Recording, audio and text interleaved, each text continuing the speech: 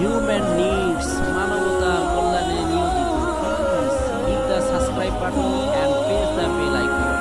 আসসালামু আলাইকুম ওয়া রাহমাতুল্লাহি ওয়া বারাকাতুহু। প্রিয় দর্শক শ্রোতা মণ্ডলী, দূরে এবং কাছে, দেশে এবং প্রবাসে যারা আমাকে এই ভিডিওর মাধ্যমে দেখতে পাচ্ছেন, শুনতে পাচ্ছেন, তাদেরকে আন্তরিক ধন্যবাদ জানিয়ে আজকে আপনাদেরকে জানিয়ে দেব দুধরাজ বা দুধিয়া গাছের উপকারিতা সম্পর্কে। এই দুধরাজ বা দুধিয়া গাছটা অন্যান্য গাছের মধ্যে আগাছার মধ্যে জন্ম নেয়, এজন্য আমাদের চোখের নজর এড়িয়ে চলে যায়।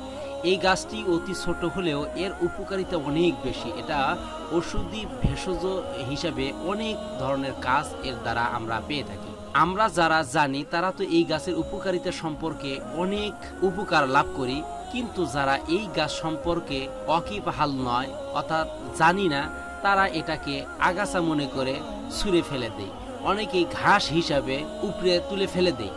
কিন্তু আসলে এই গাছের যে কত উপকারিতা আছে এটা যদি আমরা সত্যিকারই জানতে পারতাম, তাহলে আমরা যারা শহরে বাস করি অবশ্যই তারা একটি গাছ একটা টপের মধ্যে হলেও আমরা যত্ন করে রেখে দিতাম তথা চাষ করতাম। আর যারা গ্রাম অঞ্চলে আছি তারা এই গাছটাকে কখনোই উপড়ে ফেলে দিতাম না, আগাছা হিসাবে ঘাস হিসাবে এটা তুলে ফেলে না দিয়ে এটার আমরা চাষাবাদ করতাম।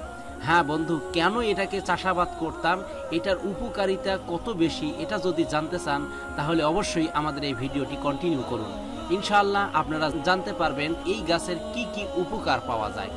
এটার উপকার অনেক বেশি। আসুন আমরা আগে প্রথমে জেনে নেই এই গাছের উপকারিতা কি কি। এই যে স্ক্রিনে আপনাদেরকে যেই গাছটা দেখাচ্ছি, এই গাছের নাম হলো দুধিয়া বা দুধরাজ। অতি নগণ্য আগাছা হলেও ভেষজ গুণে সমৃদ্ধ উদ্ভিদ।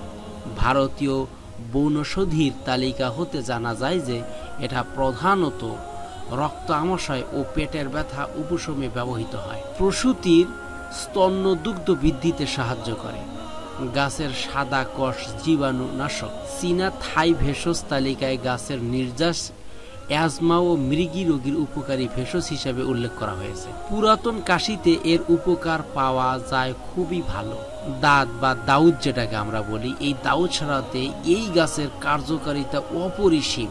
আর যেটা আপনাদেরকে বলতে চাচ্ছি সেটা হলো অত্যন্ত অত্যন্ত অত্যন্ত গুরুত্বপূর্ণ, সেটা হলো যাদের লিঙ্গ একেবারে নিস্তেজ হয়ে গেছে, লিঙ্গ আর তারাই না, তাদের জন্য এই গাছটা অত্যন্ত উপকারী। হ্যাঁ প্রিয় দর্শক, এই গাছটি আপনারা কিভাবে ব্যবহার করবেন, কিভাবে ব্যবহার করলে আপনাদের এই ধ্বজভঙ্গ রোগ অর্থাৎ নিস্তেজ হয়ে যাওয়া লিঙ্গ লোহার মতো শক্ত হয়ে যাবে, সে বিষয়ে যদি জানতে চান তাহলে আমাদের পূর্বের ভিডিওটি একবার দেখে আসুন।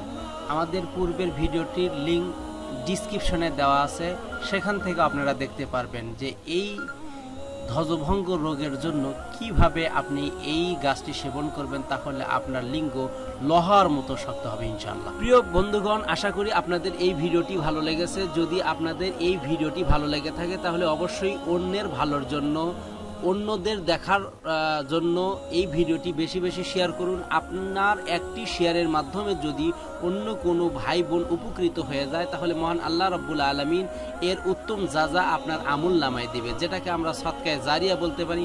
আপনি শেয়ার দিলেন, অপর ভাই শেয়ার দেবে, অপর ভাই যদি ভালো লাগে আরেকবার শেয়ার দিবে। এইভাবে শেয়ারের মাধ্যমে এই ভিডিওটা চলতেই থাকবে, মানুষের উপকার পেতেই থাকবে, এভাবে আপনার সদকায়ে জারিয়া হবে ইনশাআল্লাহ।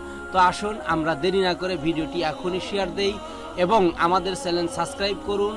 আমরা পরবর্তীতে আপনাদের উৎসাহ পেয়ে এরকম দৈনন্দিন ভেষজ ঔষধি গাছের বিভিন্ন ভিডিও দিতে থাকব। ততক্ষণ পর্যন্ত ভালো থাকুন, সুস্থ থাকুন। দেখা হবে অন্য কোনো ভিডিওতে। আজকের মতো এখানে বিদায় নিচ্ছি। আসসালামু আলাইকুম ওয়া রাহমাতুল্লাহি ওয়া বারাকাতুহু।